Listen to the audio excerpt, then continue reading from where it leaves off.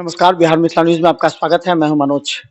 मिथिला विश्वविद्यालय लगातार छात्रों के बीच जो पिछले कई वर्षों की तुलनात्मक अगर अध्ययन करेंगे, तो कुछ न कुछ बेहतर हो रहा है। हालाँकि उन्होंने कहा कि कुछ ऐसे अराजक तत्व भी होते हैं, जो विश्वविद्यालय को हमेशा बाधा पहुँचाते हैं उनके विकास में। हमारे साथ डॉक्टर मुश्ताक अहमद हैं, जो कि रजिस्ट्रार हैं और इनके कंधों पर एक बहुत बड़ी ज़िम्मेवारी है, क्योंकि एक जो सेंटिमेंट होता है, वो सबकी समझते हैं, क्योंकि ये महाविद्यालय से आए हैं।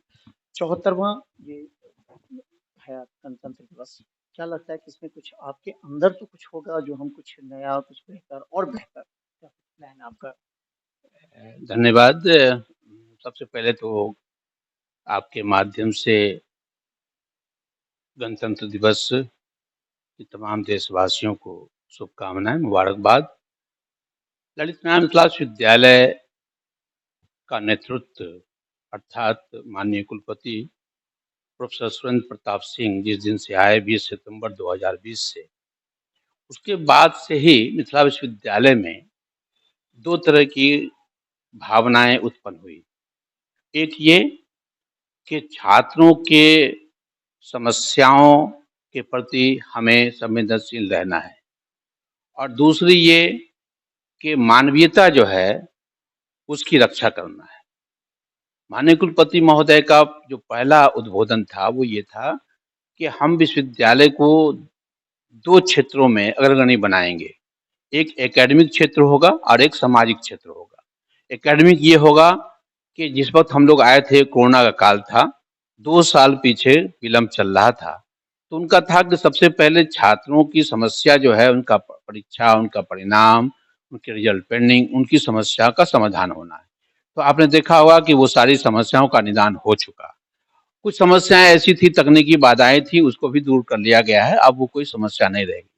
दूसरा यह था कि विश्वविद्यालय का काम केवल पठन पाठन तक सीमित नहीं करना छात्रों को, बल्कि उसका सर्वांगीण विकास करना है।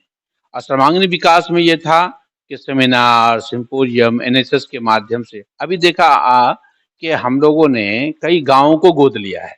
अभी केवटी पंचायत के नरौना गांव को हम लोगों ने गोद लिया, और वहाँ जो टीबी जैसी बीमारी है उसका सर्वे कराया। 600 परिवारों का हम लोगों ने सर्वे करवाया है, और उसमें जो चिन्हित हुए हैं उनको विश्वविद्यालय की ओर से जो सुविधाएं होती हैं, मेडिकल फैसिलिटी तो गवर्नमेंट देती है और सुविधाएं विश्वविद्यालय देगी, यानी उन गाँव को हम लोगों ने गोद लिया है। माने वहाँ स्वास्थ्य, शिक्षा, इस तरह कार्य करेंगे। आज भी 2 दिवसीय अभी आपने देखा होगा कि हम लोगों ने उसको हरी झंडी दिखाकर माननीय कुलपति महोदय ने रवाना किया है, जिसमें सैकड़ों छात्र हैं जो इस परिसर की सफाई में लगेंगे। दूसरा ये था कि 3 वर्षों में जो हमारे भाई हमारे साथ काम करने वाले, चाहे वो शिक्षक हो, शिक्षक कर्मी हो, उनकी अकाल मृत्यु हो गई किसी कारण से, बीमारी से। ऐसे 3 सालों में हम लोगों ने 81 पालनियों को नौकरी दी है। ये मिथिला विश्वविद्यालय का एक बड़ा इतिहास है, और वो इतिहास इसलिए हुआ कि माननीय कुलपति महोदय के अंदर जो वो संवेदनशील होने और मानवीयता की रक्षा का जो उन्होंने प्रण लिया था, उसी का परिणाम है कि पहली बार हम लोगों ने पिछले 2 सालों में 58 लोगों को दिया, और इस 2023 के गणतंत्र दिवस 26 जनवरी को 23 लोगों को हम माने उनको नियुक्ति पत्र देंगे।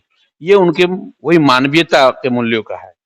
कोई भी शिक्षक कर्मचारी आज रिटायर होते हैं जिस महीने में, उसी महीने में हम उनका पेंशन निर्धारण करके उनके हवाले करते हैं। हाँ, कुछ सरकार की तरफ से कोई पैसे नहीं आते तो कुछ देर सवेर होती है। जिस दिन सैलरी आती है, पेंशन आते हैं, 2 घंटे के अंदर में हम उसको ट्रांसफर करते हैं। छात्र दूर दराज से, चूंकि इसका क्षेत्र बेगूसराय, समस्तीपुर, मधुबनी और दरभंगा, ये 4 जिले हैं।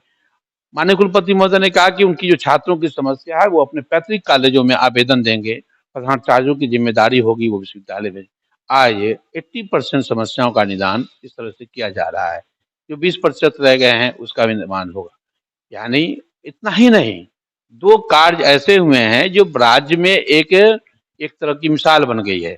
एडवांस रिसर्च सेंटर यहाँ बना है। एडवांस रिसर्च सेंटर में 5 सेंटर बने हैं वहाँ। उसमें एक ऐसी चीजें बनी है जो कहीं बिहार में नहीं है। दिव्यांग छात्र छात्राओं के लिए, छात्र छात्राओं के लिए पढ़ने के लिए, उनको किताबें देने के लिए उसकी लैब बनाई गई है लाइब्रेरी में। शोधकर्ता छात्रों के लिए 100 कंप्यूटर लगाए गए हैं।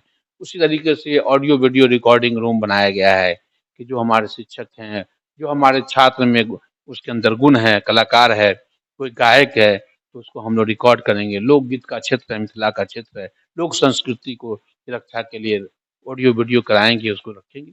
ये सर्वांगीण विकास केवल और केवल इसलिए हुआ कि उन्होंने जो पहले भाषण में कहा था कि विश्वविद्यालय को एकेडमिक एक्सेलेंस की तरफ ले जाना है और मानवीय मूल्यों की रक्षा का मतलब सामाजिक सरोकार से जोड़ना है।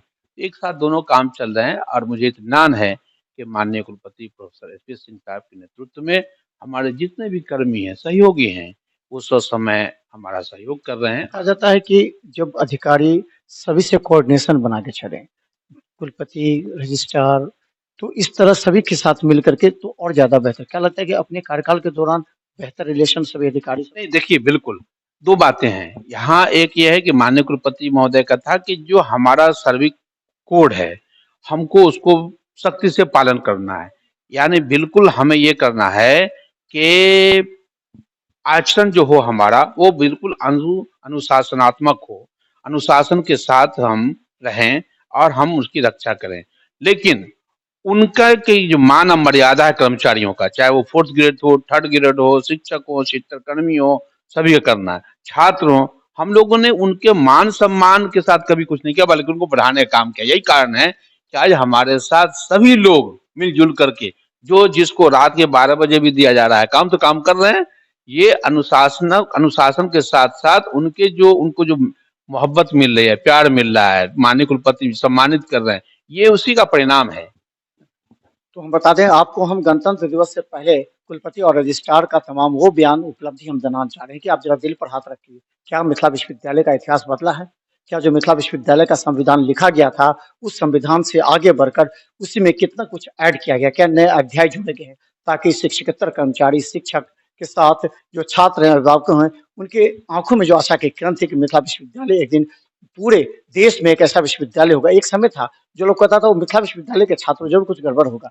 लेकिन अब वही उपलब्धि बनकर मिथिला विश्वविद्यालय के हर छात्र अभिभावक गर्व से कहते हैं कि हम मिथिला विश्वविद्यालय के छात्र हैं। देखते रहिए बिहार मितान न्यूज़। धन्यवाद।